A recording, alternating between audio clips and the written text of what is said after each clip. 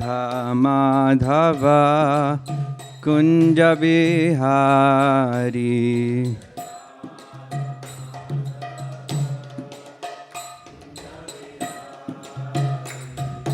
Gopi Jana Vallabha Girivaradhari.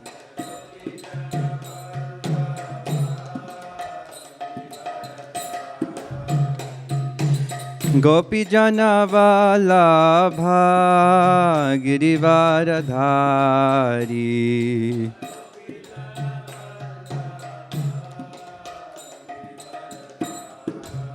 Jashodanandana Braja-rasa.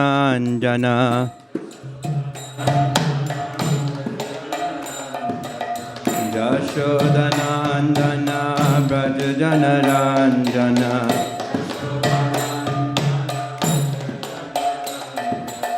Jashodanandana Braja-rasa.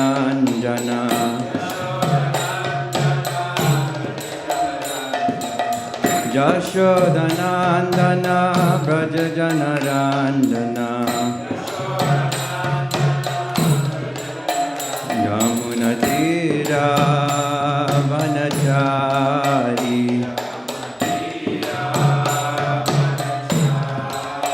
Yamuna Tira Vanachari.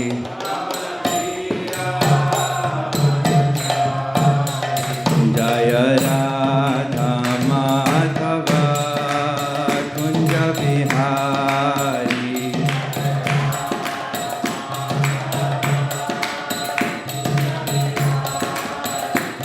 Jaya Radha Madhava Kunja Bihari.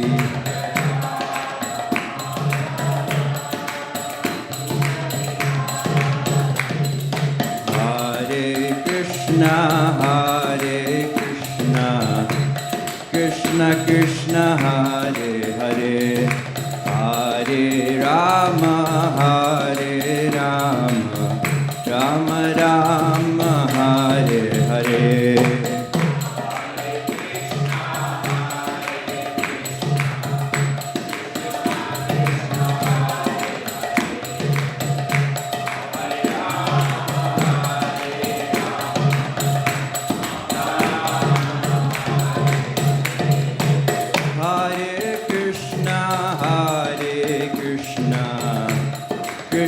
Krishna Hare Hare, Hare Rama,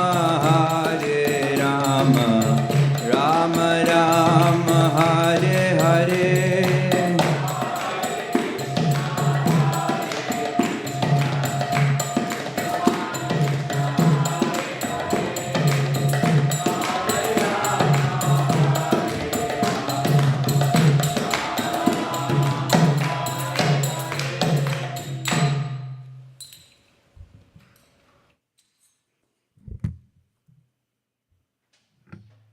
Hare Krishna. Today we'll be reading from Canto number 2, Chapter 10, Text 34. Om Jnanatimirandhasya Jnananjana Shalakaya Chakshurun Militam Yena Tasmai Shri Gurave Namaha. Shri Chaitanya Manobhishtam Stapitam Yena Bhutale Swayam Rupa Kadamahyam Nadati Swapadantikam Vandeham Shri Guru Shri Yuta Padakamalam Shri Gurun Vaishnavamscha Shri Rupam Sagrajatam Sahagana Raghunathanvitam Tam Sajivam Sadvaitam Savadhutam Parijana Sahitam Krishna Chaitanya Devam Shri Radha Krishna Padan Sahagana Lalita Shri Vishakhan Vitamscha. He Krishna Karuna Sindho Dinabandho Jagatpate Gopesha Gopika Kanta Radha Kanta Namostute. Tapta Kanchana Gaurangi Radhe Vrindavaneshwari Vrishabhanu Sute Devi Pranamami Hari Priye Vancha Kalpa Tarubhyascha Kripasindhubhya eva cha Patitanam Pavanebhyo Vaishnavebhyo Namo Namaha. Jai Shri Krishna Chaitanya Prabhu Nityananda Shri Advaita Gadadhara Shrivasadi Gaura Bhakta Vrinda. Hare Krishna Krishna Krishna Hare Hare, Hare Rama Rama Rama Hare Hare. So this chapter 10 of the second canto, it has a really interesting title. It says, Bhagavatam is the answer to all questions. And it talks about the universal form of the Lord, and in detail explains how the creation was created, or our life was created, how these elements were created, and how they all came from Krishna. And at the end of that full description, Shukadeva Goswami says this. You can repeat after me. Ata param shukshmatamam avyaktam nirvisheshanam anadhi madhya nidhanam nityam van manasaparam ata param shukshmatamam avyaktam nirvisheshanam anadhi madhya nidhanam nityam van manasaparam. Would anyone like to try?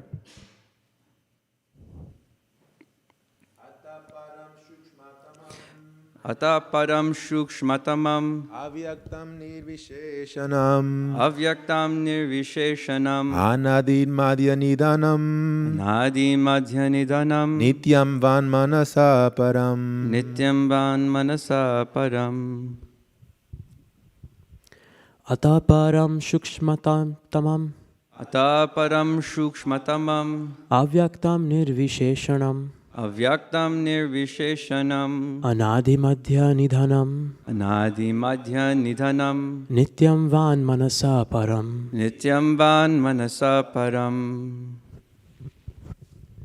Atah param shukshmatamam avyaktam nirvisheshanam anadi madhya nidhanam nityam van manasa param. Atah param sukshmatamam avyaktam nirvisheshanam anadi madhya nidhanam nityam van manasa param. All right, we can go to the word to word now. Ata, therefore. Param, transcendental. Shukshmatamam, finer than the finest. Avyaktam, unmanifested. Nirvisheshanam, without material features. Anadi, without beginning. Madhya, without an intermediate stage. Nidhanam, without end. Nityam, eternal. Vak, words. Manasaha, of the mind. Param, transcendental.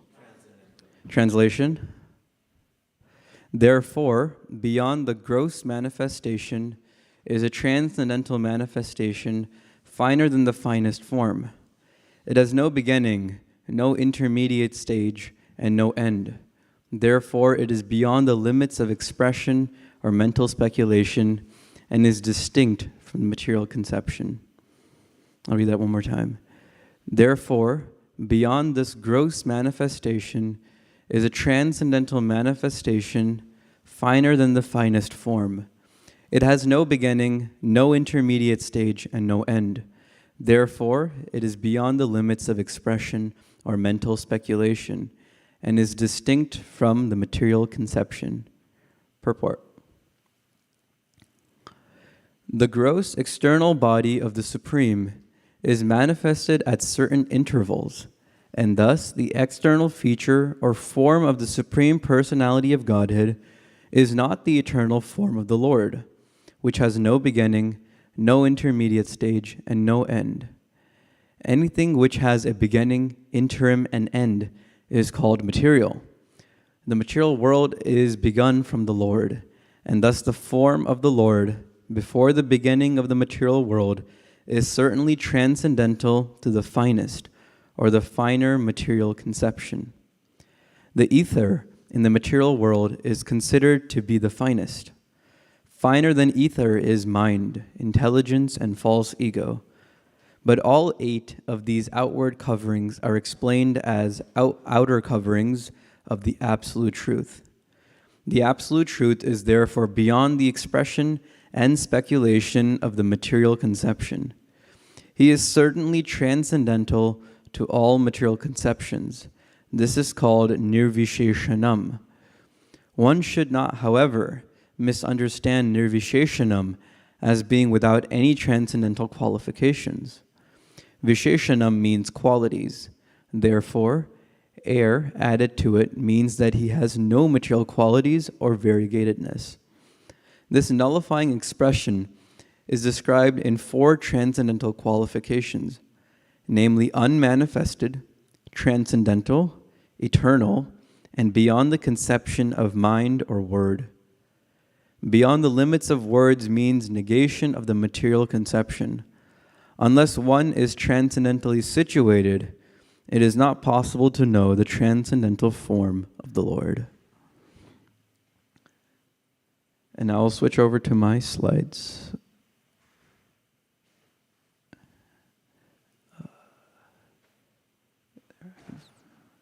If I can find my mouse. There we go.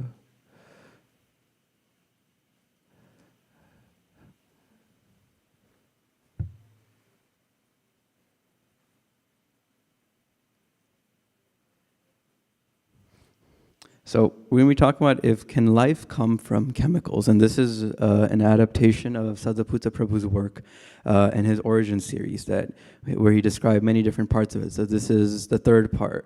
First we talked about the Big Bang and creation as a whole. And then we talked about consciousness and empirical evidence.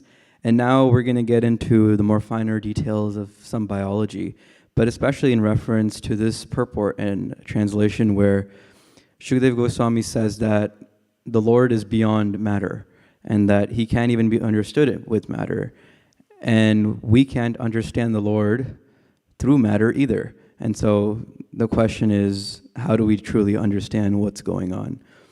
And so the way we begin this is we have to first define matter in the Vedic context, where matter is actually the transcendental energy of the Lord. So this is different from science, where it's like a fundamental substance. And so when it's an energy of the Lord, it is fully under his control. And the Lord has various energies. And this is part of the external energy. And this is separate from the Lord. And it's also temporary, as mentioned in the purport, where it has a beginning and it has an end. And so it is subject to the destructive force of time. It's not that time doesn't exist for Krishna. Time also exists, but the destructive part to it is not there. Whereas with matter, that destructive element comes in where time ends and annihilates matter.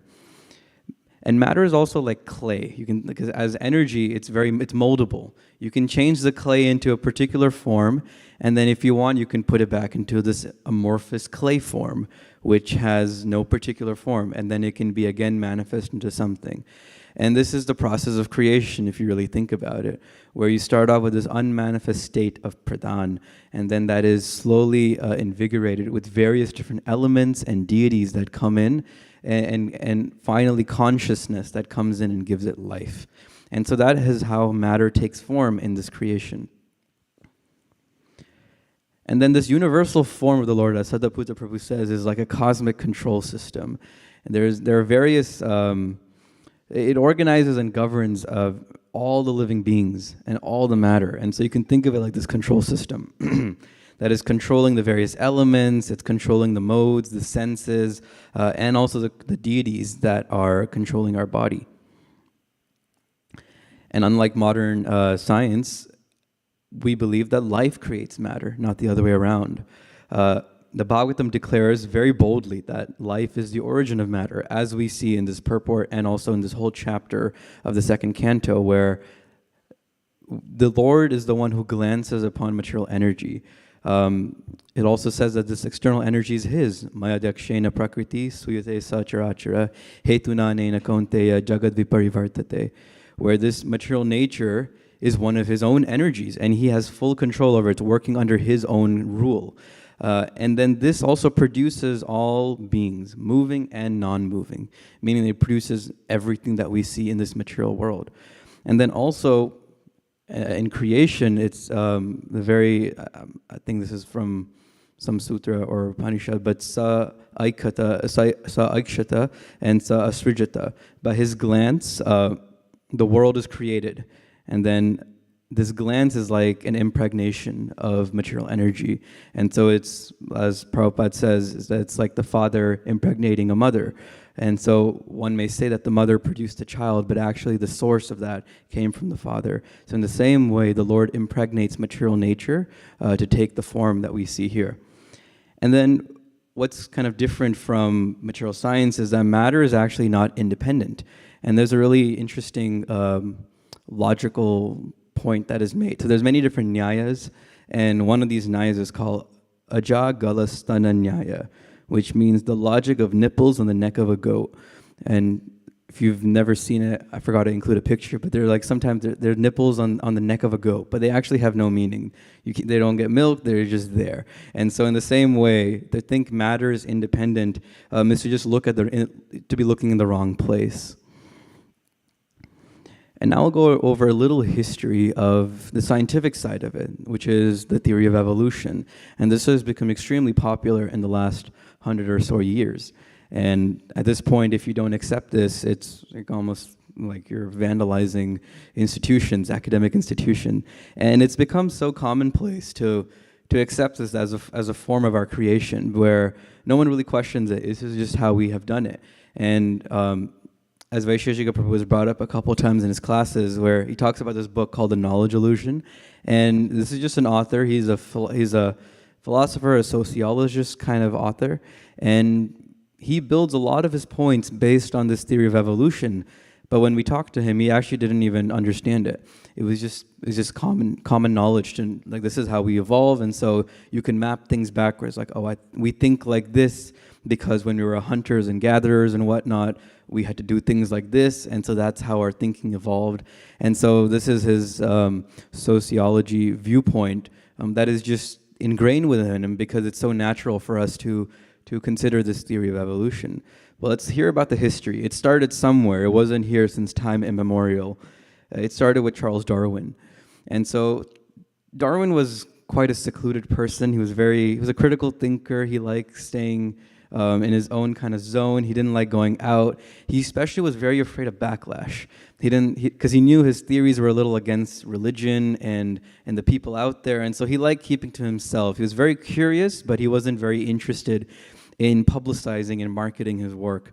And he had observed in various species in South America, both in Brazil and then also the Galapagos Islands, of things where he noticed that species may not be unchanging, where they evolve into other species and so on. And so he had his observations, and then he came up with this theory of evolution, where species are able to evolve into higher orders of beings. And Thomas Huxley was one of Darwin's greatest defenders. And so his nickname is Darwin's Bulldog. He was known as someone who would very boldly defend Darwin's theories and publicize his theories, market them around the world. And honestly, without him, we probably would not even know of this theory. He was that important. And he almost like forced Darwin to like be on his side with it too, even though he was supporting Darwin's own theories. He was a very intense kind of person. And he debated with all kinds of scientists, and he publicized this theory of evolution all around the world. And so this was the combination of scientists and biologists, I guess, of that time, exploring the origin of our species. And so in summary, we all are probably familiar with some notion of evolution, but to break it down, it essentially says that species evolve into higher orders of beings by mutation and natural selection.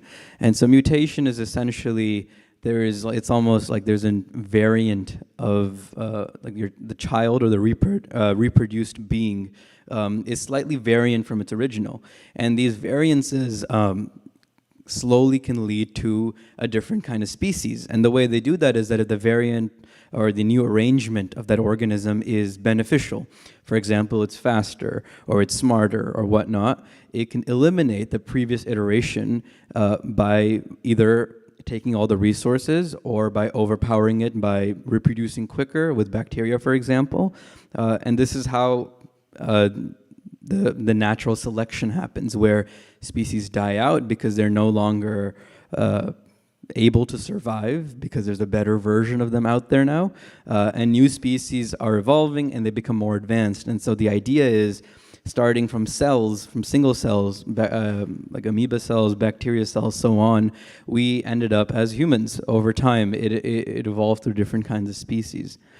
And speciation, which is the phenomenon of a new species forming, is a quite loosely defined term. Generally, it means that a new set of animals or organisms become isolated in their reproduction. That means they don't reproduce with each other. And this isolation is not necessarily like a can, but will. So like sometimes birds, they can breed, but they don't breed because of either geographic reasons or because of evolutionary reasons, as they say. And so this term of new species is also quite loosely defined. And of course, we have not really seen speciation as is directly. And this is just a pun. It just says, does it matter? Is life nothing but matter? The two main considerations to wonder if life is matter is we have to first answer two questions. Why are living beings so complicated? How did that happen? And then also, why are living beings conscious? So we talked about consciousness last time, so I won't go deep into that. But we will talk a little bit more about why living beings are complicated and why this makes it hard for them to come from evolution. And our goal, the scientist's goal, is to explain both in terms of matter, and we're going to show in very layman terms how there are some holes in that. Of course, we can't go to Stanford altogether and show them this presentation because they will kick us out in a matter of 20 seconds. But for us to preach, to also have our own fundamental knowledge, and to also help others that ask these kinds of very simple questions that are very natural, it's a good idea to have some kind of base where we're able to give very simple answers to simple questions without getting too deep into like the weeds of it, because there's so many weeds in this. And so first we talk about, can life come from chemicals? So if we consider the Big Bang model, where it's a primordial soup, this is what they call it, a primordial soup of alphabets. You just got atoms everywhere, they're just jiggling around, and then somehow or other life came from that. And so basically, can life even come from chemicals? We're gonna break it down, and then we'll figure out if life did come, can it evolve? So there are two problems here. And so on a purely physical level, scientists argue that life is essentially chemistry. And biology was actually a study, a very descriptive science. You would see things and you would describe them and you'd write that down.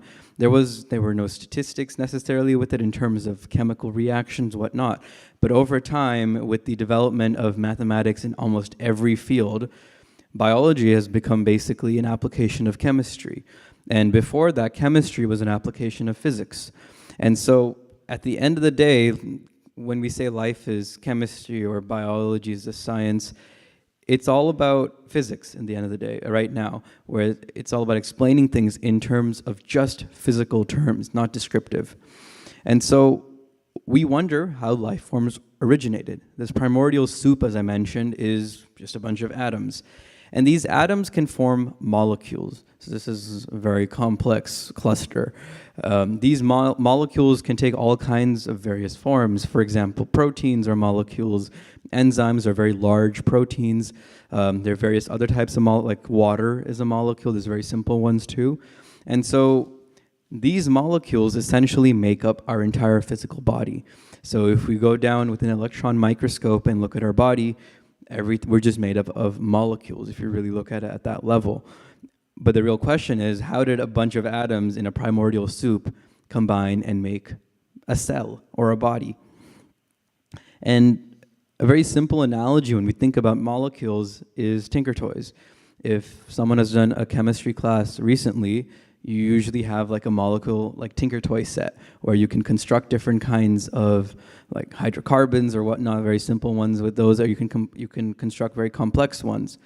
And if you start to stick them together at random, you will get some shapes, right? If you stick 3 or 4 together, or if you stick like 8 or 9 together, you'll get some simple shapes. You'll see some triangles, you'll see some squares, you might even see some like stars, whatnot, depending on how you're sticking them randomly. And so the idea is that if we did this for 1 million years, we got some shapes really quickly. Now, if we did this for 1 million years, could we just get the 20-foot scale of like Salesforce Tower? Like, could that just become a tower now? We just keep sticking things at random and now it becomes a tower. Is that possible? Do you think that would be possible? Why not? You want the mic, Prabhu? I mean, considering the probability in mathematics with different outcomes for over a long period of time, considering no limit on the inputs. Let's say we have long enough time, though. Could they still do it? In 1 million years, you only have to do this much, and you have like a bunch of Tinker Toy sets. Probably yes. Maybe. Yeah. Prabhu, you want to add more? Yeah, because if you see the structure of that building, it follows some structure, and it's not random. There is some thinking, there is some planning, and there is some execution as per the plan.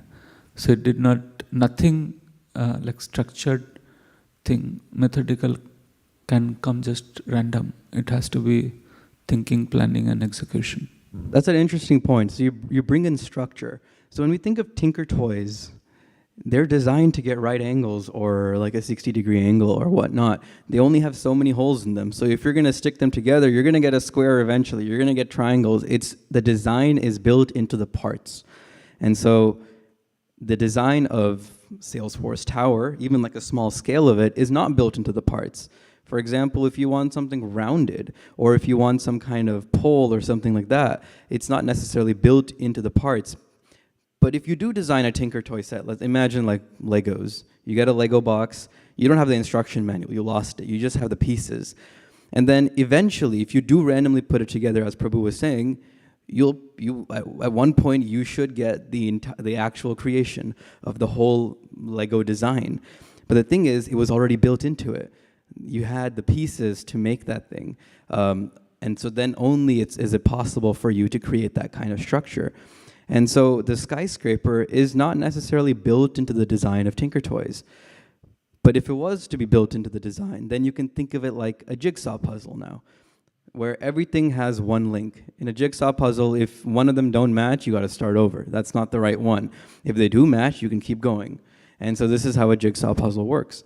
And when you finally finish it, you can say that now it's done. And you can throw them at random, and perhaps you can just put pieces at random, and eventually you'll get it, because at one point 2 pieces will link, and then 3 pieces will link, and 4 pieces will link, and so on. But the thing is, the same situation, the design is already built into the parts. They can only link in one way. And so it's a matter of time till you find that way. But if you just start off with no design in the pieces, then that is not possible. And so in order for life to form, or very complex forms to come from a primordial soup of atoms, it's not as simple as just saying, oh, because we can see some various molecules forming very quickly, it doesn't mean that it's necessarily designed to perform a random generation of a cell. And one might say, well, the cell is not so complex. It's like a little tiny cell, but we'll get into that because it is quite complex. And so the main point here is, unless the design is built into the parts, there is no reason for you to get that structure by random operation. And this exact thought experiment we just did over here was actually a real experiment, the Stanley Miller experiment in UC San Diego. And so he conducted this very, very famous one. You can recreate it in your own lab even. He just took ammonia, methane, and water, very simple kinds of materials, and he put it in a big flask. As you can see, this flask up here. And then he put an electric charge right through it for many hours, and then he found that it became some brownish gunk. And he looked at that gunk and he said, okay, there's some amino acids in here. Amino acids are very important in forming proteins. Hence, in just a couple minutes, or sorry, a couple hours, I've already generated amino acids. And so protein should come by in 1 million years. And then after that, life can come, because proteins are essential for life. And so this is that first step where it was showing that this primordial soup of atoms can become complex molecules that can form life in the end, because they are the building blocks of life, as they say. And then after that, after a cell is created, one living organism, then evolution will take care of the rest. There's nothing to worry about over there. And all of this will occur simply by chemistry.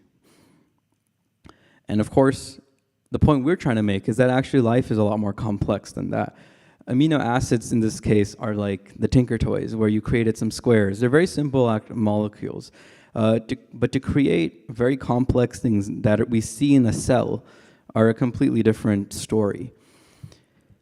The single cell bacterium, this is a picture of that, is a very complicated structure. In a cell, there are organelles, which are basically components of a cell, like the nucleus. That's a very popular one. Or the Golgi apparatus. There's the cell wall. There's all kinds of organelles that we study. And the more closely you look at these components, actually, the more complicated it becomes, which is quite different from a man-made machine. Because if I were to look at a car from over here, it looks simple. And I go deep in, and I'm like, oh, wow, that's a big engine. And then I go deeper into the engines. There's many different wires. There's many different pipes. There's pistons and everything. And then if I go down to the molecular level, it's just material. It's just very basic material. Whereas with a cell, the deeper you go, even with an electron microscope, it's extremely, extremely complicated compared to any kind of man-made machine. And so this is intricate. The cell is intricate down to the molecules, which is very unique. And one of these organelles or components of a cell is the cell wall. And this is one of the most important aspects of it. Without a cell wall, the cell would basically stop surviving very quickly because it protects it. This wall is a protective layer. And this is kind of like a zoomed in version of a cell wall. And it's like a cloth where there's like fibers overlapping and there's multiple wraps around it. So you can think of it like a cloth, and these blue and red are like different types of molecules.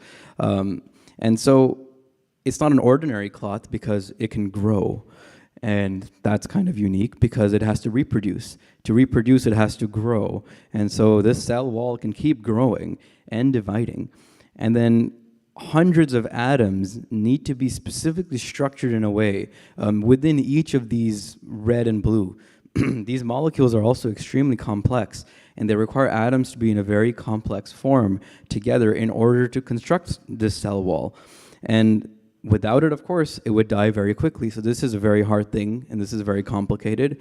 Going from amino acids directly to a cell wall is not very obvious. Another complicated function of a cell is DNA gyrase. This is a robot that's doing it, an imaginary robot in the cell. But really what's going on is that there's DNA in a cell. DNA is like a long strand.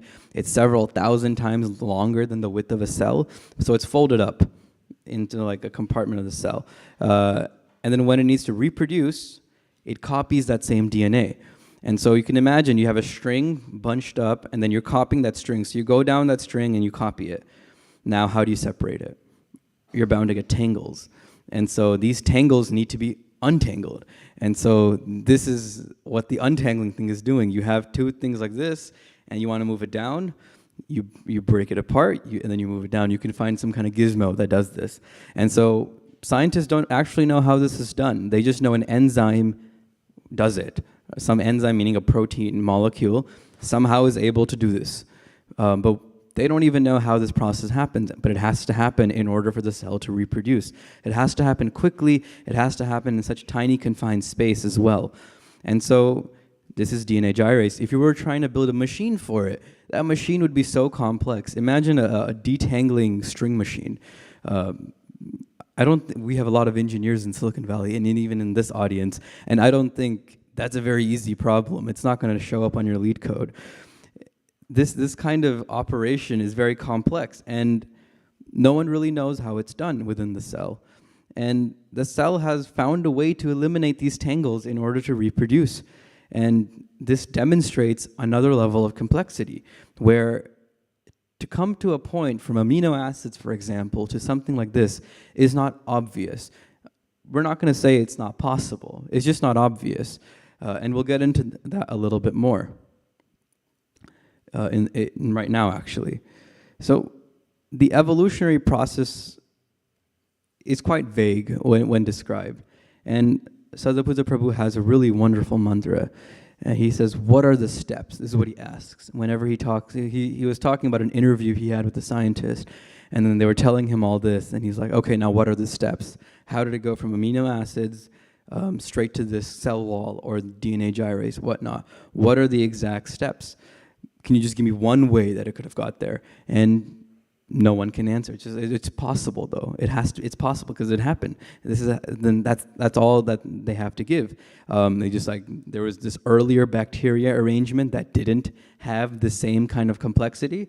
It had something simpler, and then that died out because this was better. And then you can keep going backwards and backwards, and then that's evolution. There you go. It was simpler, simpler, simpler.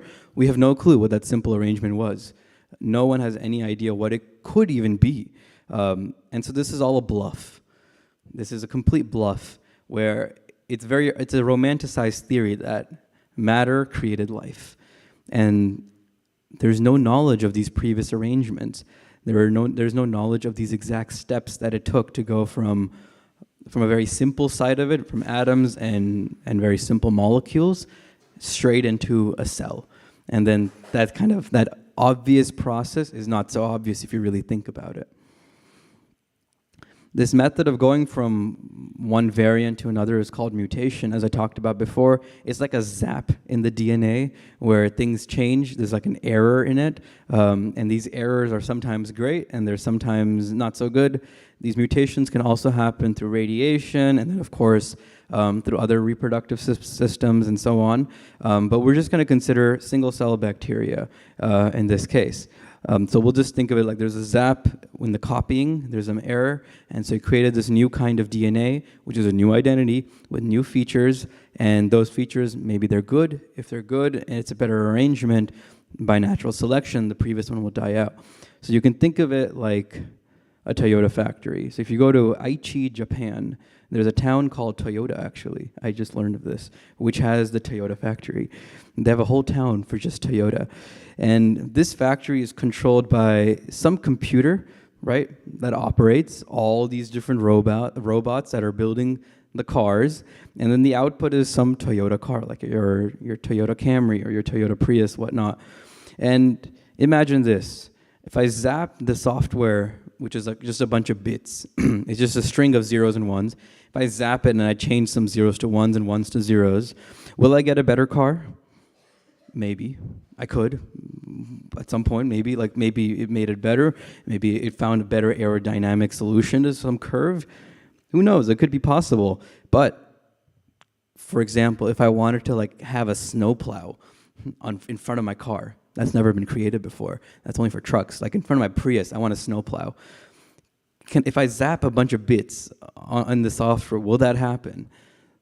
that will not happen. There's no way, because it wasn't designed to build anything like that. There's a certain range of variability that you can have in this factory because it is designed in a particular way. When you change that software, for example, it doesn't necessarily mean that you can add a new type of machine. And one might say, well, this is a factory, this is completely different. Organic beings are, they're pliable, they're soft, they're like Play-Doh. You can change them a lot easier than a factory. But if you go down to the molecular physical level, the scientists essentially say that the body is like a factory. These cells are like factories, they're building other cells. And one might say, well, this factory is separate from what its output is, but it is actually, so von Neumann, he wrote a whole book designing a machine that can build itself. So it's a machine that can build itself. And that's essentially what a cell is like. And so for that kind of machine, comparing it to a soft, pliable organism is the exact same, because we're not comparing apples to oranges, we're comparing apples to apples, because on a molecular level, they both are physical things. And so we're actually looking at very rigid patterns. It just feels like they shouldn't be so rigid, but it's actually really rigid when you really break it down, because at the end of the day, a cell is like a factory at the physical level. It's producing a new thing. If you wanted to have a completely new machine, like a snowplow, for example, I don't know what it would be for a cell, like some kind of propeller, as we'll get into, that's not necessarily possible. So there's something called the flagella of the E. coli bacteria. You can find a lot of these in your stomach. So there's probably like 100 million in this room right now. And maybe there's a lot more in Kumbh Mela with all the people there. But E. coli is essentially this one cell bacteria that has a very special feature. It has this kind of propeller system, this flagella, where you can see the things like those little strands at the end, and it's attached to the cell. This is just one cell, by the way. It's attached to that cell, and it helps it move. And so it's like a long strand that sticks out, and it can spin and propel itself forward and also backwards. And when you look at it with like an electron microscope, it's actually very similar to like an electric motor, where there's like an axle, there's a disc that's spinning, and so on. And so it also has a simple form of intelligence. It likes chemicals, some chemicals, and it goes to the chemicals. It doesn't like some chemicals, it goes away from them. There's a little intelligence also here in this being. And so how did this happen? How did it get a propeller, for example? It's just one example. How do we get a flagella that actually helps the cell move around? And what you'll hear from scientists is that this was evolution. It was a bunch of accidental mutations that combined into this wonderful feature that makes the cell better, and it produced this structure gradually over time. And mutations ultimately, after producing the structure, that structure was dominant because now it can move compared to something that can't move. And so it's able to get the resources quicker, maybe it's able to populate and reproduce quicker. And so then the previous iteration died out, and so now we just have E. coli in its current form. And we can just accept that okay, there was bacteria without motor, there is bacteria with motor, they somehow became from this to that, somehow that happened. And they'll just say it's possible, so why can't it happen? That's the general argument. And we don't deny that it's possible. Of course, we can say it's possible, but we can also show why it's not possible in very simple ways. Because if there are no steps that they're providing, there's actually no rebuttal you can give to some kind of hypothetical theory. And so one example that we can go through right now, just to see whether this is possible, we'll just walk through it real quick. It's very intuitive. If you look at like electric motors, they have coils, magnets, it's very complicated stuff inside. And then electricity gives it ability to move in a circle. In E. coli, they've kind of investigated it. It's like a turbine more than like a direct motor. And so it's got some blades that help it move. And so first of all, in order to develop this propeller, you need to develop some kind of form of blades that are tilted at the right angle. Then you also need to make sure your axle is there. They also say, because it's like a turbine, molecules are going through it and it's under some pressure. That pressure has to also be good in order for it to actually move. And so there's many different things that need to be in alignment in order for this propeller to actually work. And one might say, let's take an intermediary step. You've got a bacteria with no motor, nothing. It's just regular bacteria. And now you have E. coli with this propeller. Intermediary step, let's say propeller, some parts are there, some parts are not there. You know, you have the blade is there, the axle is there, but let's say the pressure is bad. It's not actually helping it move anywhere. Like imagine like if you had like strings as your propeller for like a boat. Like it's not going to move. It's not actually built for that because it's not allowing the water to move at the right pressure through it. And so let's say we have this. Now it has to use energy to run this motor. And this motor is useless because it's not helping it in any way. If it even loses 1% energy compared to its previous iteration, then let's say 99% of the time it reproduces, whereas before 100% of the time it would reproduce in 20 minutes. In just 70 iterations, the population of the one that is 1% weaker will be half of the one that's 100% weaker, because that's exponential, because you're multiplying 99 by itself or rather 99% multiple times, and that becomes half in just 70 iterations. So in just a couple of days, that would die out. And so in order for it to work, in order for it to be possible, it somehow need to go through these intermediary stages while also not dying out. And that requires a lot of things to be in alignment, which is quite improbable, or not improbable, but also quite like it's just not obvious how that's possible. And so, like, what are the steps again? This is not a glitch. This is like, how long would it actually take, for example, to have so many different parts constructed? Let's say if you have like a 1/10 chance for a new part to come in, and then you have 100 parts to get a proper propeller. That's like 10 to the 100. That's like longer than like even if it was like mutating every second, it still would not be able to the evolution cannot finish within the lifetime of this universe. It's only a couple billion years, they say, with the Big Bang model. I think less than 20 billion years, I think around 14 billion. And so that's such little time, if you really think about it, in order for chance to work. And scientists understand this as well. And so they say that these are probable mutations, which is an interesting idea, where it's actually very natural for this mutation to happen. It's very natural for this mutation to happen next, and then this mutation. So it's not like a 1/10 probability. It's more almost like 100%. And so now it's just a bunch of sequences. Now 100 parts means it'll just take 100 iterations. That's the idea of how they think evolution would happen on this very small scale. But then again, what are the steps? What are the steps where you go from a bacteria with no motor to a bacteria with a motor, and so on? What are these exact steps? Because if you look at some kind of intermediary stage, it looks like it's not really winning until it actually gets a fully working propeller. And so this is where scientists fall very short in explaining things. And it's a very hoped-for theory at this point, where the psychology of explaining things with just matter is very attractive, especially with the scientific impressions of that have built over time, with the church being very oppressive towards critical thinking and new ideas and so on. It's led to this divide between science and religion over time, especially in the Western world.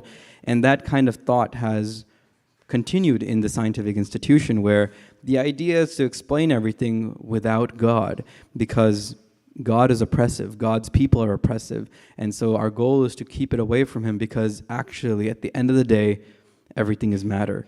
And so the mantra that we have is, what are the steps? What are the exact steps of this evolutionary process? And then one might also say that an organism is different from a machine, but then when again you bring it down to molecules, it's the exact same. Because at a physical level, they're just all a bunch of molecules working together. And so when it comes to explaining Krishna consciousness, we talked about evolution. There are some holes in it that are very easy to find and easy to explain, that do challenge our beliefs that we have from growing up even, where the scientific bandwagon has just taken this without a lot of critical thought, because it's explaining creation finally, without some kind of superior intelligence. And so there's an explanation gap here. How do we talk about Krishna consciousness? How do you like just bring up, like, oh, Krishna is a creator. It happened 56 Brahma years ago, whatnot, 51 Brahma years ago. There's Mahavishnu who created you. To go from this to Mahavishnu is quite the leap. How does that happen? And so we can just understand the scientific method just a little bit more. So it breaks apart things like clockwork, and Prabhupada would say the scientific method is very good for understanding medium things. That's his word, medium things, where they're like these are like, you can break them apart, you can see how it works, you can see the gears, whatnot. You can use certain kinds of sensory perceptive tools and your deduction, whatnot, to understand how things work, breaking apart, putting it back together. But to understand very small things or very large things or things back in time, we have to use instruments or we have to use other resources. And that ultimately leads to an imperfect method of knowledge, where it's not wrong necessarily, but it's imperfect. It's not always complete. Like the patterns that we discover with science are not that there are patterns in the world. It's the Lord's creation. There's order to it, but it's not necessarily stuck to an order. It's still the Lord's energy at the end of the day. And then the 4 principles of scientific theories that we can keep to heart. This is again what Sadhaputta Prabhu has said. Number 1, they're highly speculative. And so this is another example of it. It's quite speculative to make those kinds of jumps in this whole evolutionary process. They also have definite effects, as we just highlighted here today. There are some defects that cannot be answered yet. It's very hoped for. It's like, oh, but it can be possible, so it is possible. And then they also cannot explain how this complexity comes from basically nothing. And then lastly, they sometimes go into higher dimensions, but they reject when Vedas do the same.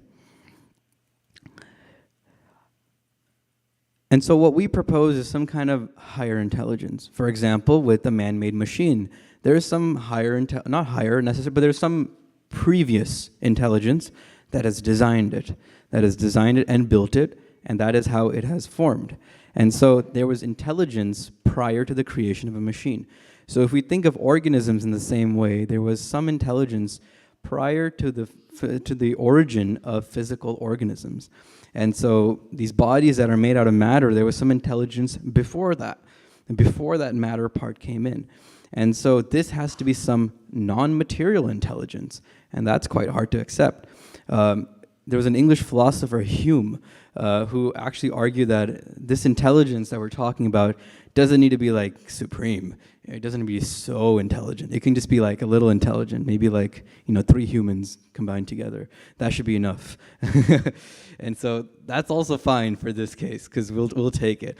The main thing is that it has to be before these bodies were created, because it designed it. And so in our Vedic version, of course, we have this supreme intelligent creator that is beyond matter, as we read in this translation. And this has designed all life forms. And life is beyond matter. It's invigorated by the living force of consciousness. And who we are is actually this fundamental unit of consciousness called the Atma, or the soul, which is an agent that is embodied, meaning that it's within a body that is able to act as apparatus to perform actions and to satisfy desires.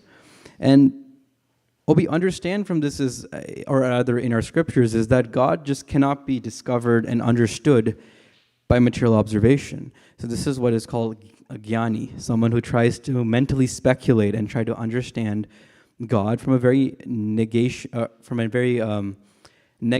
point of view. I don't know if that's a word, but you're basically deducing that, okay, this is not possible, then this is not possible, then something else must exist, and you go like that. And they try to manipulate their mind to understand everything. But eventually, as Krishna says in the Bhagavad Gita, they come to a point of surrendering to God. Over time, that evolves into a level of surrender. And so that's the point of this verse. This verse at the end, the last line, it says that Krishna cannot be understood by mental speculation. He's transcendental. He's beyond that. He's beyond words. Now that's hard. How do you understand Krishna if he's beyond words? And so this is where the explanation gap comes in. So explain, it's basically X and plane combined. X means to bring out, and plane means plane. So explain means to bring out the plainness of something, which is quite interesting. And so when we try to explain something, we're trying to show that this is actually quite ordinary, and this is why it's ordinary. You can see this is a nice example up here. You've got the scribbly thing on the left. That doesn't seem so natural. But then someone can come and say, well, actually, just look, this is like a sun, and this is like the sky, and then it was a blue background. Like a child drew this, this is the explanation for it. It's quite ordinary what he drew. He wasn't drawing something very complex. I just need to show that gap. I need to bridge that gap with you. And so to explain something actually means to show that it is ordinary or familiar. And Baruch Spinoza, who was this philosopher, I don't know how long, I think 100 or more than 100 years ago, he connected explanation to causation. He said that if A causes B, then the understanding of A explains B, which is kind of interesting if we think about it. If A causes B, if you understand A, that explains B. And so this idea of explanation is also connected to causation. Whatever caused it is the explanation of that. And so if we were to talk about the creation, what we can do is that we can see what's causing this creation, and that is our explanation of it. An example could be with like fire, a chemical reaction that causes a flame. Then understanding that reaction is an explanation of fire. Kind of interesting there. And so we can kind of reverse this. If we understand the ultimate cause of all things, Krishna is described as Avyakta Mulan, which means he's the source of everything, or also Ishvara Parama Krishna Sachidan Vigraha Anadir Govinda Sarva Karana Karana. He is the cause of all causes. So he's the ultimate cause.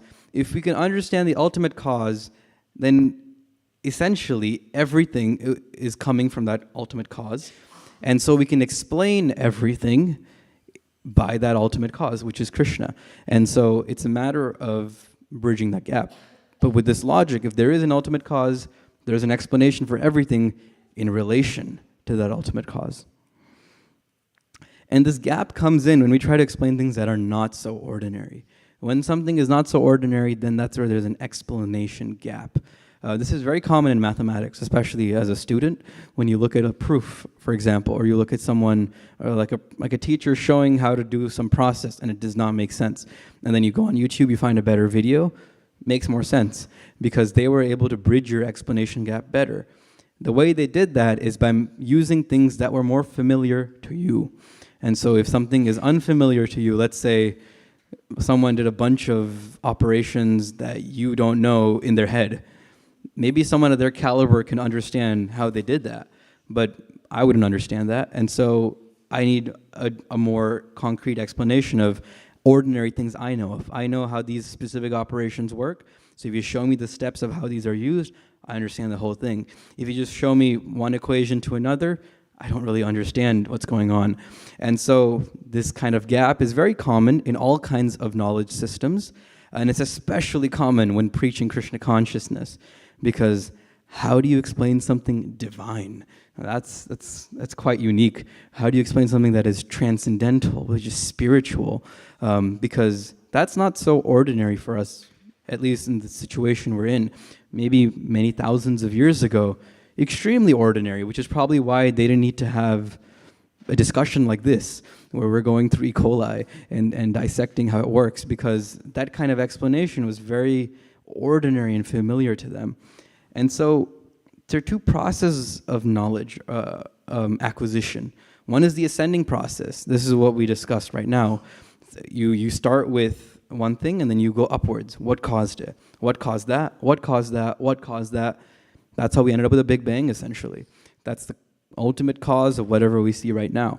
And so when you go upwards, it leads to explanation gaps, because there are going to be holes that you cannot explain, because it can lead to something that is not ordinary. However, if you go with the descending process of knowledge, you start from the source and you come down, very similar to what we propose with the Guru Parampara. It's a disciplic succession. It starts from the source and it comes down. So we can study how this source influences and creates all other things. If we study that, for example, Sankhya philosophy, or even this chapter, how life is created from this original cause of Krishna, from this unmanifested clay of matter, we can understand how we came here. And this is not prone to an explanation gap, because you start from the cause, and then explaining things from the cause is immediate, whereas going backwards is not so obvious all the time. This knowledge is also preserved in our disciplic succession through the form of teachers. And so, like how we have it with causation and explanation, teachers can also preserve this knowledge in the descending process. And so familiarity breeds plainness instead of contempt in this case. And we can think of the television. When it came out, it was quite revolutionary. It was quite abnormal. It was surprising. It was exciting. It was unfamiliar territory. But now it's like the most plain thing in the world. If someone doesn't have a TV, that's interesting. That's weird. That's not ordinary. Whereas it started off extraordinary, but then it became very plain. And because of familiarity, it became very plain. And so the teachings of the Vedas, in order to explain them, to overcome this explanation gap, we need to make them very plain. We need to make spiritual science extremely ordinary for someone. And the Catholic Church tried this out. They tried out integrative preaching, where the Big Bang model's out. They're like, how do we explain everything now?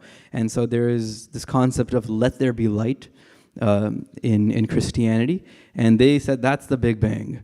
And then evolution happened, all that happened, but then Jesus came to save you. But it's like two different frameworks, completely. Like, why does Jesus matter if everything's matter anyway? Why do I need to get saved? It's all matter. And so there's two different frameworks that don't fit together. There's a lot of disparity there with this integrative style, because you're grafting two things that don't actually have the same kind of axiomatic system where they believe the same things. And so this doesn't actually address that explanation gap. It just confuses and befuddles what actually is going on. Whereas bold preaching, this is what Prabhupada did, it was very bold. It was very rigid in the sense where the science on its own was presented as is, and he was contested many times. Why are you doing this? This is not so approachable. This is not so familiar. Let's find a middle ground, some integrative preaching, something in between where it's like a mix of both, but they're still chanting the Maha Mantra. That's okay. Prabhupada was not into that. He wanted to put a planetarium on display for the whole world to show something so extraordinary, but it worked. It worked for Prabhupada by just chanting the Maha Mantra out there, by sticking to these regulations, by sticking to these kinds of vows that he's enacted, by having deities that we worship, by decorating them and so on. He basically challenges this tendency to think it's all mythology, because he accepted it as it is, and he made sure to give that same impression to everyone else, where that everything is truth as is. It's absolute truth, and by boldly presenting it, it becomes familiar. When you come to the temple and you see the deities, they become familiar. It becomes less extraordinary and becomes ordinary in the sense that we're familiar with them. We're familiar with the process. And this is how we can bridge that explanation gap, because the devotional process becomes familiar on a whole because it's boldly presented to us like a television. It was just put in our room, and now we're very familiar with it. In the same way, we're put into this mix of Krishna consciousness. And when we're put into that, when it's attractive, when we get familiar to it, we're able to bridge that gap on our own. And so Prabhupada's divine order for this, kind of hard to read, but I'll read it from here. He says, so we have to challenge, protest, defeat. This will be our work, our worshipping of Krishna, that is our internal affair. The external affair will be to establish this theory. Otherwise, they will be misleading society. And so Prabhupada was very bold with his style of introducing Krishna consciousness, introducing Vedic philosophy, because in that way, you can bridge that explanation gap. So now we can take any more questions. I know there's a lot that we unpacked here, and so very happy to take more questions, or if you have any reflections from this conversation. Yes, Mataji.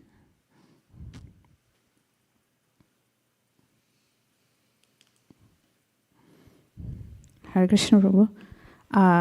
I just like to say that this is definitely Stanford level.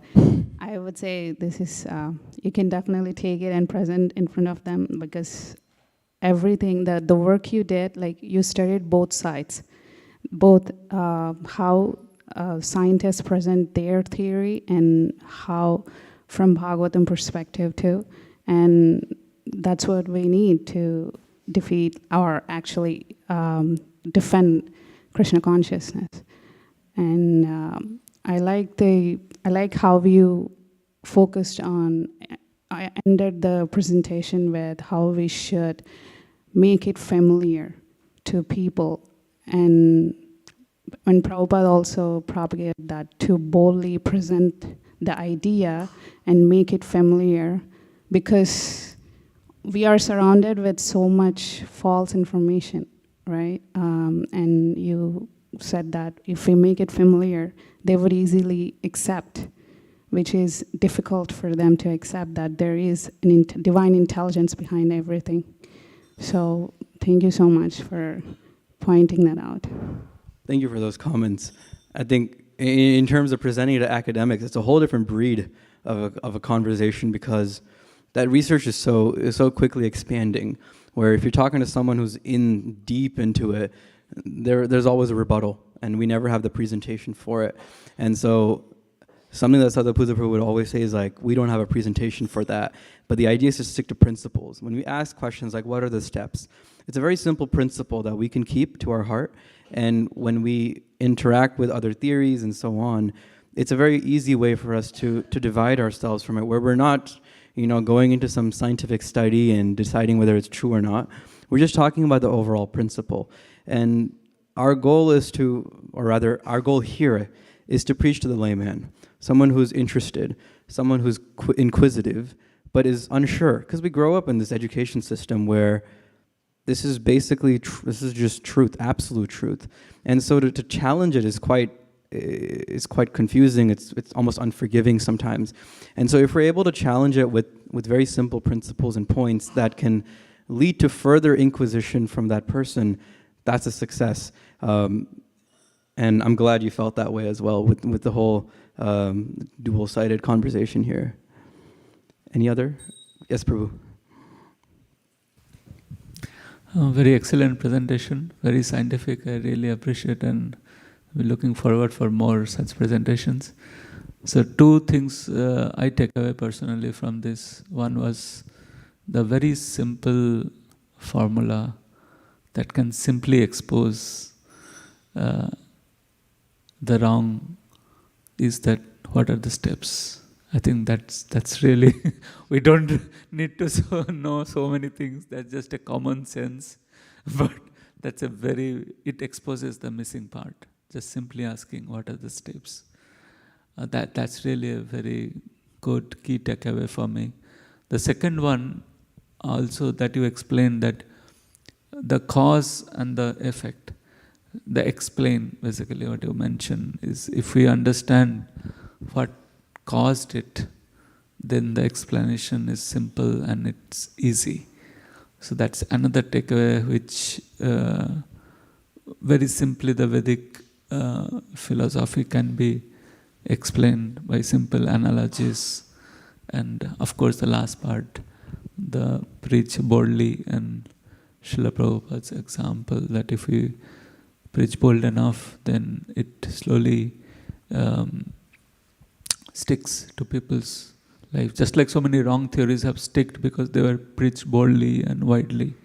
Similarly, if Vedic philosophy is preached boldly and widely, it will also stick. Why not? Because it is the supreme truth. Thank you so much. Really appreciate your wonderful presentation.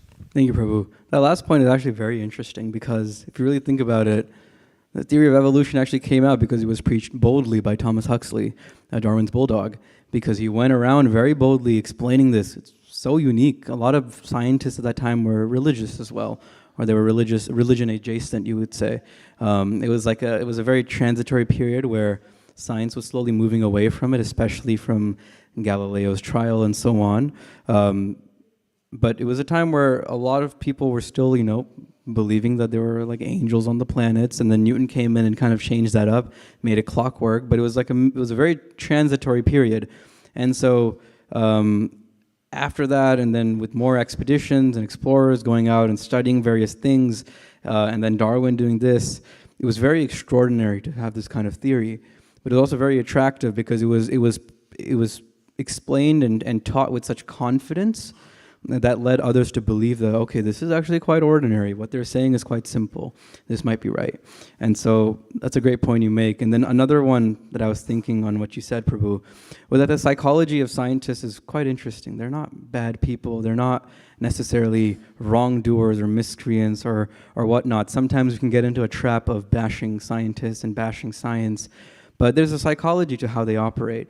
At least now it's become a lot more commercialized too, where it's less about curious thinking. It's about getting your paper out so you can get a job, or you can get some kind of reputation, whatnot.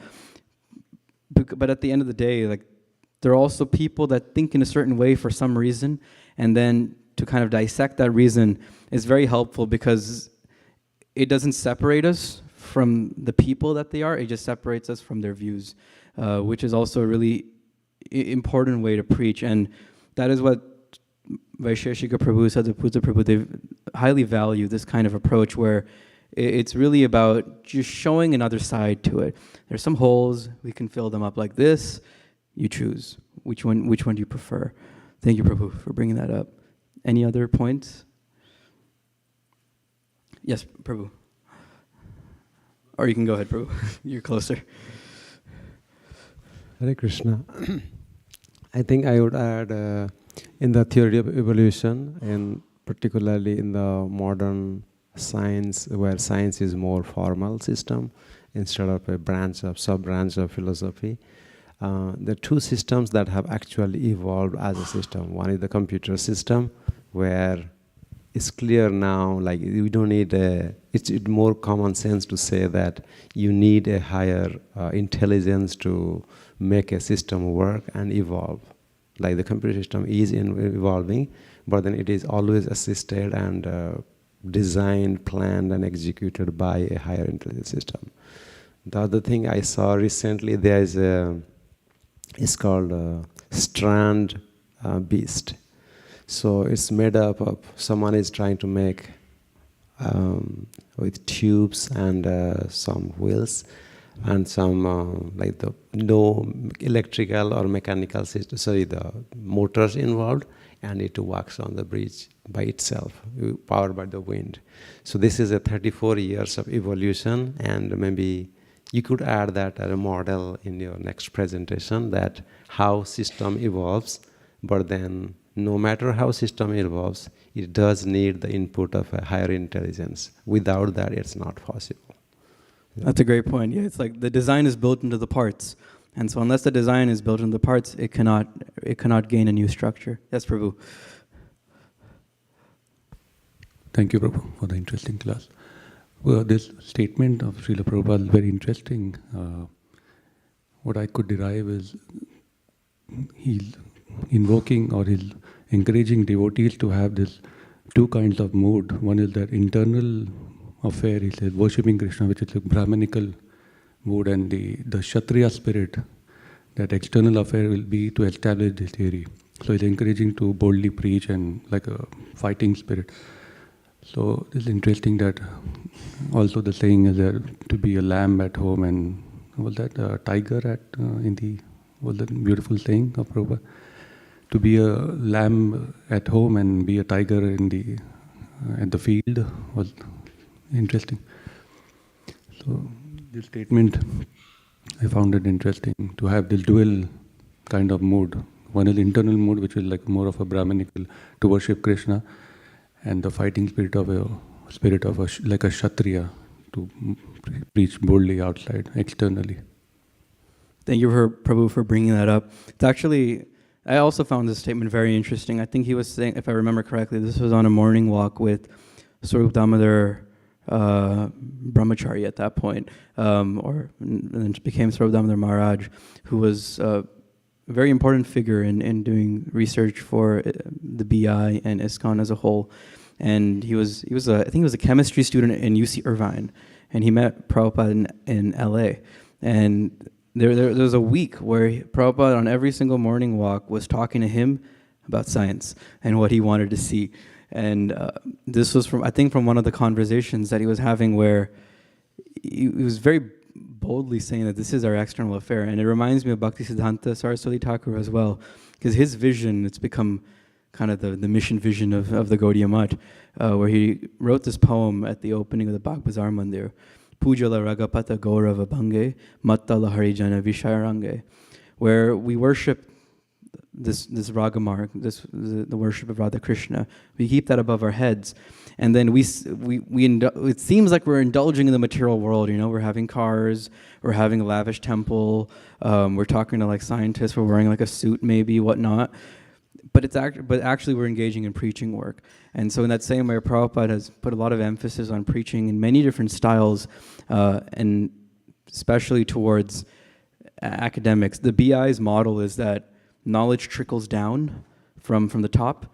Like an idea, what's out here today, that science that's out here today was in the ivory tower 40 years ago, with 5-6 scientists deeply discussing something, and then that's slowly disseminated into our general knowledge. And so if we're able to start from that top area and inject these kinds of ideas, we're able to disseminate that into the larger populace. And we can see that happening quite significantly for consciousness. These are one of the inroads that we have into explaining Krishna consciousness, where there is something that is non-material, that is a real force in the world. And so that is also descending down from the ivory tower, as they say. Did you have a point as well? Yes.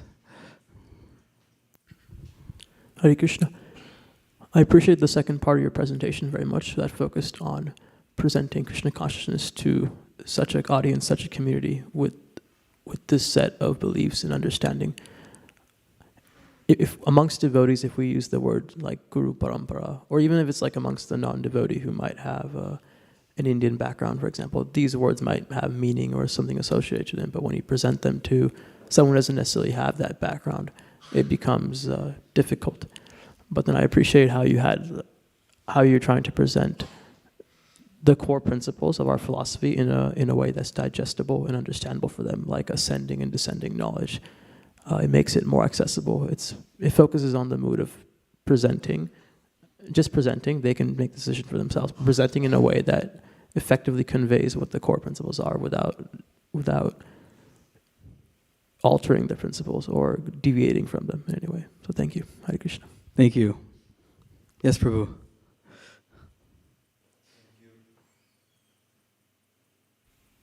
Thank you for the presentation. This is my very first time to ISKCON temple. Welcome. Thank you for your knowledge. I am trying to reconcile two conflicting processes myself.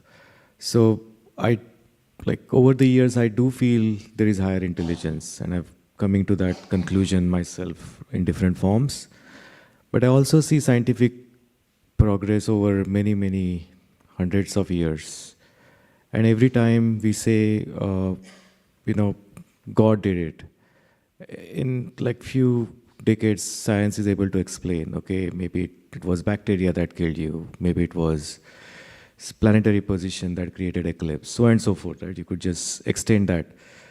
So, based on the presentation, will science ever be able to explain this? Is that the position you are coming from? It probably will never be able to explain because it's so complex, is how you think about it? Or you think maybe in fullness of time these steps will emerge and we'll know, what those gaps are, and maybe it's all, in the end, some science which is probably created by the higher intelligence, but we just don't understand it. You bring up a great point. I think there are two ways to approach that question. In the sense of, first of all, matter is Krishna's energy. That's one of the core axioms of this Vedic side of it, where Krishna's energy is, he's intelligent, he's supremely intelligent. He's not going to create some chaotic world where this building will start flying on a 50% basis. That's there are things that go up will come down, almost every single time. But there's an almost there because it's Krishna's energy. So sometimes there are phenomena that break the pattern. And the way science goes about creating new theories is by taking data and then fitting something to that data. And so if you have a theory that can explain your data, then you've got a legitimate theory. If there's new data that comes in that rejects your theory, then you need a new theory to explain that new data. And what we say over here is that there is always going to be that new data because that's coming from the energy of the Lord. Very basic things on the physical level to begin with are consciousness. They're very obvious observations that we can make within ourselves to understand that we're conscious and also that others are also conscious.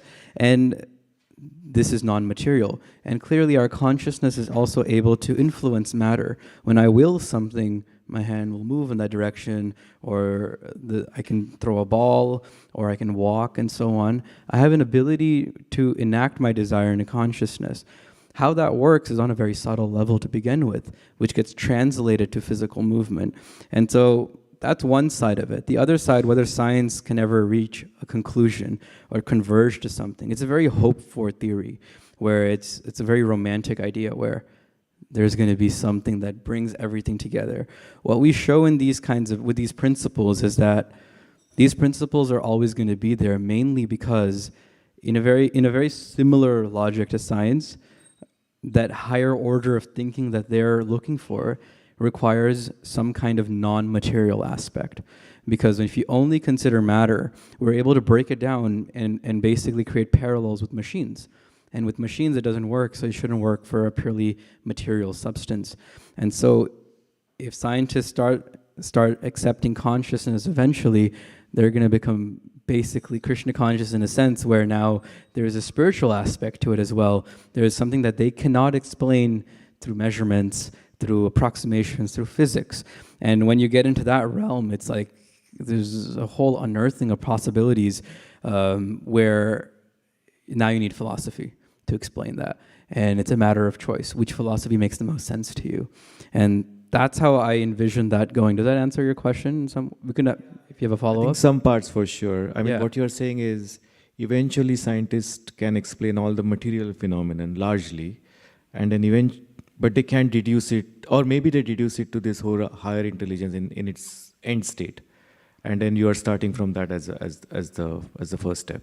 I think that's not what I... Yeah, somewhat, because the material phenomenon, what I also mentioned was the material phenomenon is, what we observe is not necessarily all of it. These are just patterns that we see. There are sometimes anomalies that are recorded. There are various recorded anomalies that we have, various out-of-body experiences, whatnot, various very studied, unbiased studies that have recorded anomalies that cannot be explained in purely physical terms. And so if you're going to consider data as truth, you have to consider all the data. That's true. And so that's kind of like our inroad. At the end of the day, you can never explain Krishna consciousness or God in terms of material terms, because as far as you can get is that he is not material. And then after that, there's nothing more you can explain. It's a very negative kind of view to it, where nirvisheshanam, as it was in the purport, where that he has no qualities. That's as far as you can get, no material qualities rather. But to get to understand that spiritual side of it, you need a different kind of knowledge. Okay, thank you. Thank you, Prabhu. Any other comments? Yes, Prabhu. Just trying to, just one more comment on this is that Srila Prabhupada presented spiritual philosophy as a science. Science means which basically can be experimented and can be experienced, just like any other scientific process. So, but its dynamics is little different, as you explained right now, that it's a antimatter and it is beyond matter, transcendental. And as you rightly pointed, that if we go ascending process, it's like by permutation combination, there's hardly a chance that we can reach there. And if we can reach there, then it means that we have reached Krishna by our intelligence, which is not possible, because by definition, God is inconceivable. So there's almost certainly is not possible. And in that context, like Rupa Goswami, he explains, Atashi Krishna namati navavet gayam indriya sevan mukhe jivadav sayameva spurattada. That this spiritual thing cannot be grasped by material sound vibration. So he's telling sevan mukhe jivadav, that start rendering some service so that that intelligence flows to you. And as you rightly explained, that it's a descending process. So both are signs, but this signs, the experimentation is through seva. And then there are milestones also defined, ado shraddha, tato sadhu sangha, tato bhajana kriya. So that's the spiritual science, that we start with little bit of faith, because even in material thing we put faith. And then we do bhajana kriya. That's our scientific process. That if you really want to experience God, start with chanting. So that the experiment. So here is also science that Srila Prabhupada loved to explain. If you do, you also get the same result as so many other people have got.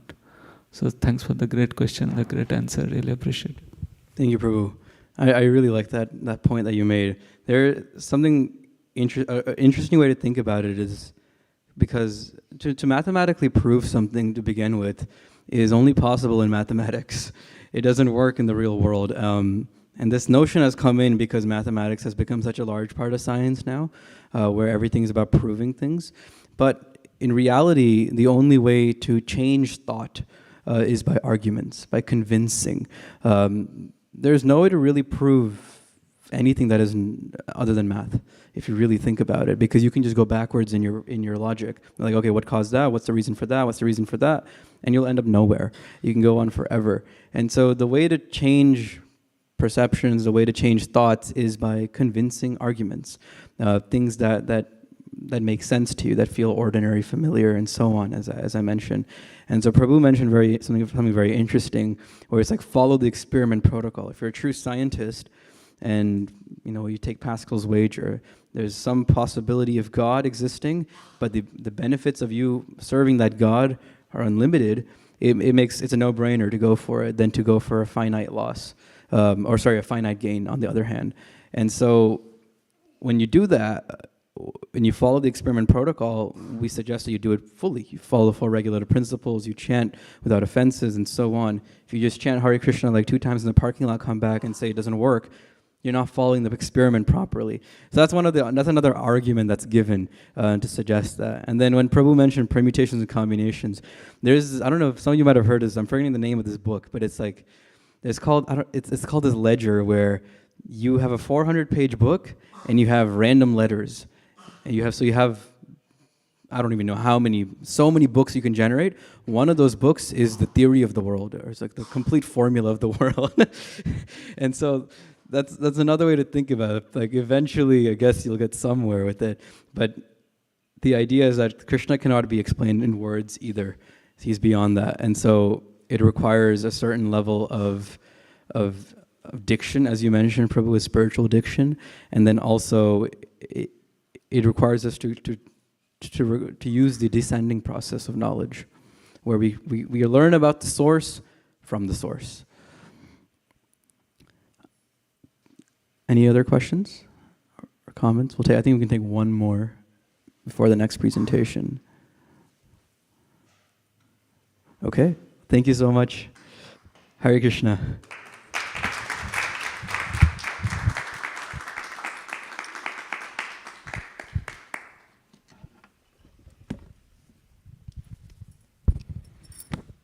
Thank you so much, Braja-rasa Bhavana Prabhu.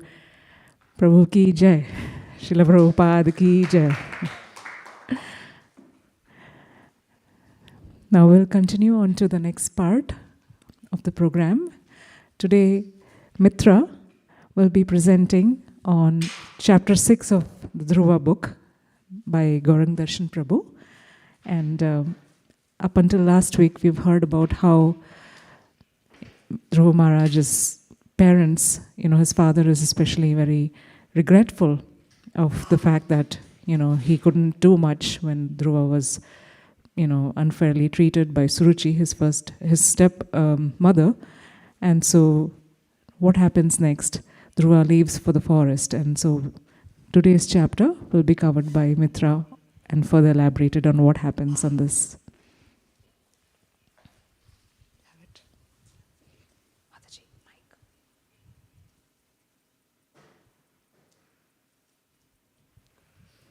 Hare Krishna, everyone. My name is Mitra. Okay.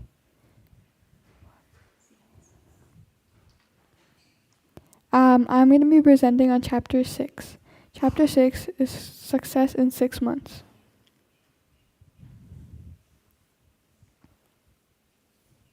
It's not working. It's not working. Oh. This is what we're going to be talking about basically throughout the presentation. For the introduction, I wanted to introduce a quote that was at the beginning of chapter 6. The trio for success: 1, desire; 2, endeavor; and 3, prayer. One's desire must be pure and strong. One's endeavor has to be sincere and determined. Yet, without the Lord, one cannot achieve success. Prayer is necessary. Background. So for the background, I wanted to recap on chapter 5. Chapter 5 basically revolves around King Uttanapada and Suruchi realizing their mistake in grieving Dhruva's departure. However, Narada Muni visits the king and reassures him that Dhruva is under his guidance and that he will be alright.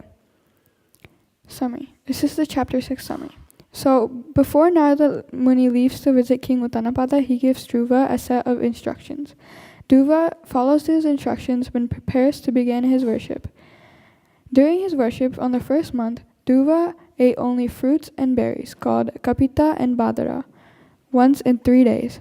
During the second month of his worship, Dhruva survived only on dry grass and leaves, once in 6 days. In the third month, Dhruva only drank water once in 12 days, and in the fourth month, he had mastered the art of breathing completely and only inhaled air once in 12 days. In the fifth month, he didn't even do that. The power of sincere meditation on the divine form of the Lord makes one completely absorbed in a trance. One who can control one's mind and senses is a deserving candidate and becomes entitled to success. By the 6th month, Dhruva had gained complete control over his mind and his sense control. Therefore, he was able to achieve spiritual success.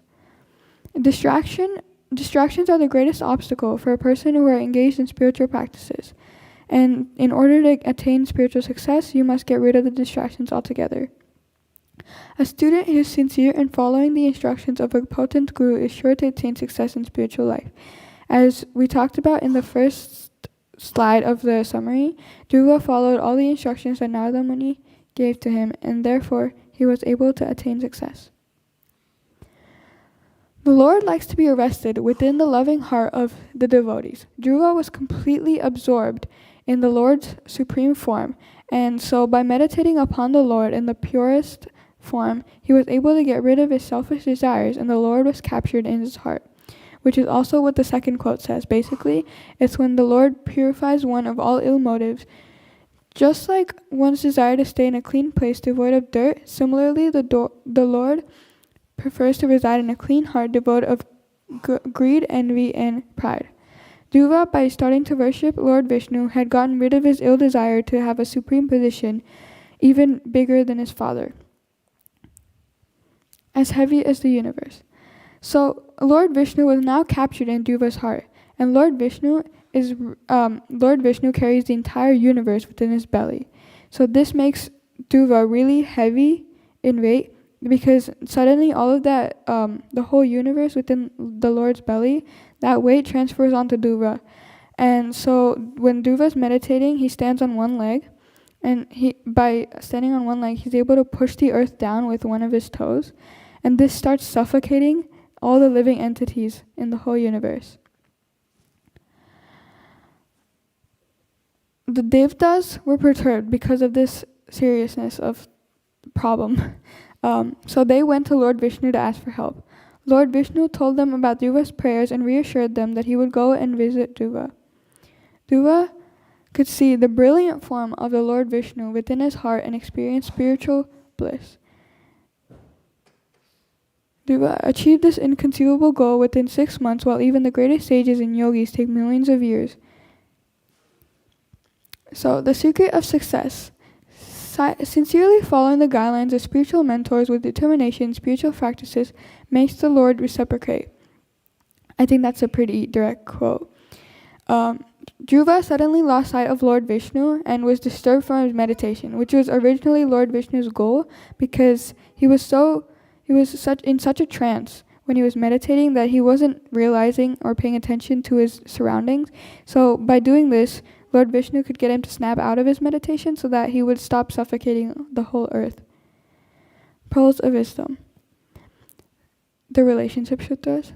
A heart without ill motives and instead filled with pure intentions can relish the juice in relationships. Our heart is too small to be able to contain both dirt and the divine, so cleanse the heart. Modern age austerity is to stop gossiping and start speaking for others' benefits. Success sutras. Control the fickle mind and settle like a tortoise, withdrawing its limbs from all sorts of danger. Stop worrying about senses, thoughts, and start pulling your mind away from them. Seek a reliable guru intelligently and follow his teachings diligently, like Dhruva did with Narada Muni. Don't ignore the advice given to you by your guru. Lessons to learn. These are the lessons that I have learned from this chapter, and I hope you will too. Success can be achieved with determination, even in a short time. If you pray to the Lord with a sincere heart, the Lord will be pleased and look after you. Focus on the main goals of your life and try to remove the distractions from around you. Follow the instructions of a guru that could help you remove the ignorance from your heart. Any questions?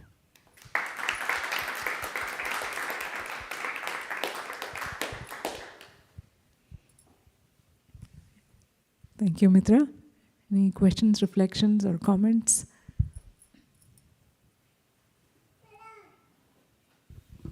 Hare Krishna. Hare Krishna. Thank you for the presentation. This is like getting better, as I said last week. The lessons we get, the pearls of wisdom we are getting here is basically someone's lifetime some learning. And this is like so compactly packed lectures. Now they have, that one. So it's like every single point is a person's lifetimes of worth achievement, just as a realization. And we have all this. It takes a lot of time and effort to really release into this one, but then this is like really a very concentrated form of wisdom here. Thank you so much. Hare Krishna. Hare Krishna. That's true. Thank you. Yes. Braja-rasa Bhavana.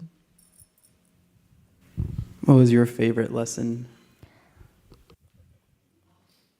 My favorite lesson was to focus on the main goals of your life and try to remove the distractions from around you.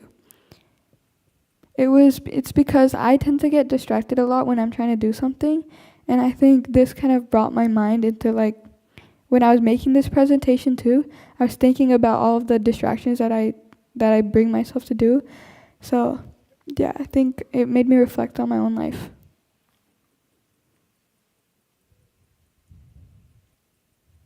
That's an important one. Yeah, we all have that, isn't it? In the world of having a mobile phone always and with us, distraction is something we all need to deal with. Any other questions or comments? Okay, Prabhu. So I was seeing thank you for the presentation. I was missing one part, like when you mentioned about when the Dhruva sees the Lord in heart, his belly become heavy. What was that actually? Okay, so Lord Vishnu, he carries the entire universe within his belly. Even Lord Brahma was born from the lotus in his belly. So the entire universe is going to be heavy as it contains a lot of things like the planets, Earth, all of that. So when Lord Vishnu gets captured in Dhruva's heart, all of the weight transfers onto Dhruva. So now Dhruva becomes really heavy because the universe is really heavy too. So Dhruva becomes really, really heavy, and he's standing on one leg like this. So he's able to push down the earth because of that weight, and that shakes the whole world, which suffocates everyone in it. Yeah, it's a mystical process because of the breath control, because Dhruva had, he had held his breath. He was not even breathing in this last month. So the cosmic prana, the energy, the Shakti, was all inside him because the Paramatma was inside him. And as a result, that heaviness that is actually, infinite, was being felt by the world. And the suffocation was because there was no more air left for people to breathe because he was holding it all inside him. So it's very mystical, but Bhagavatam talks about how, because he was doing that, it brought a lot of chaos to the demigods because they felt they had no longer control on the elements they were supposed to be in charge of. And so that's why they prayed to Vishnu.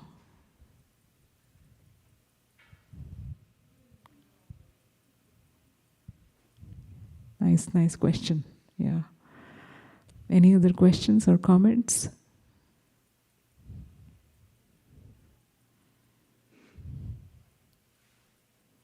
Yogadesh Prabhu. Hare Krishna. Just a reflection. I appreciate the little formula you had in the beginning. I think it was endeavor plus sincere endeavor, strong desire, and then just prayer. That's like the secret for success for any element. So it was a nice, simple breakdown. So thank you for sharing that. Thank you. Hare Krishna. Nice point. Yeah. Anything else? Or we can stop here. Okay. Thank you so much, Mitra.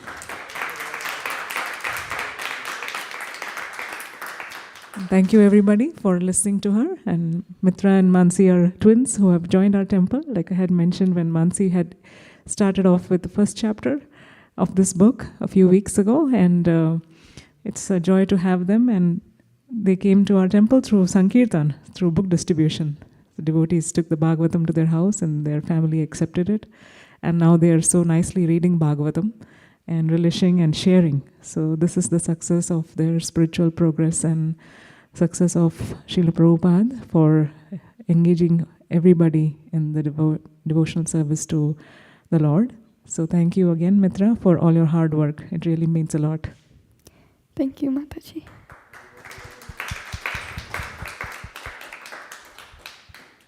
We like to stop here. The morning program is ending. And who's doing the announcements? Do we have anyone doing any announcements for the Sankirtan teams?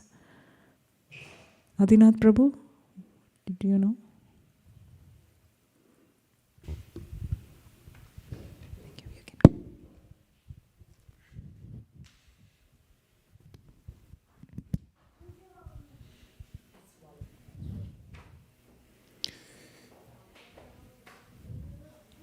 Hare Krishna. Quick announcement for book distribution today. We have Oakland New Year Lunar Parade. Vaishnav Doshani Prabhu will go there. And team. Fisherman's Wharf, few devotees. New India Bazaar in Pleasanton, hot spot.